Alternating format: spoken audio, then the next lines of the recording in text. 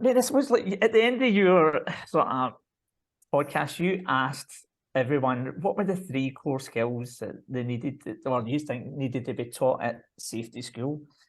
Kind of wondering, what's your reflection on? I mean, you asked, I don't know how many people, must have been about 100.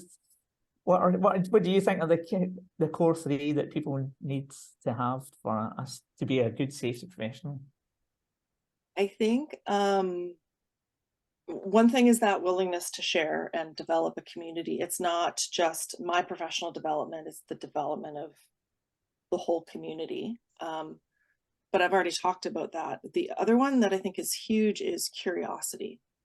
That's kind of my mantra. Curiosity, connection, and clarity are like the things that I Love it.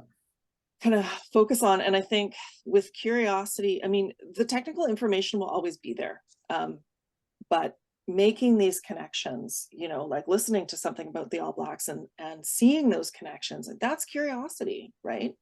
I don't know if you can teach it, but I'm sure you can encourage it.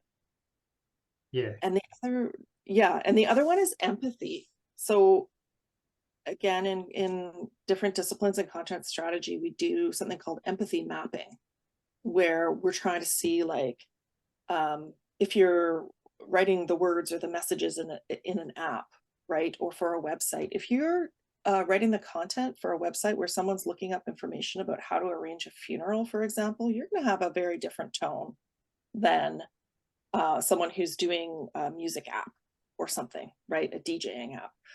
So we practice something called empathy mapping. And I think that it comes from design. And I think of safety as designers. Like you are designers of work. You do work design, essentially. That's at the core of what you do, is designing work for a specific outcome, for safety, but not entirely for safety, because if we really wanted to be safe, we'd all stay at home in a bubble wrap, right? So there are organizational goals, but I think just having that designer's mindset and leading with empathy, I think would be really helpful. But I've never done a day of safety work in my life, so I don't know if that's true. You'll have to tell me. That's just my impression.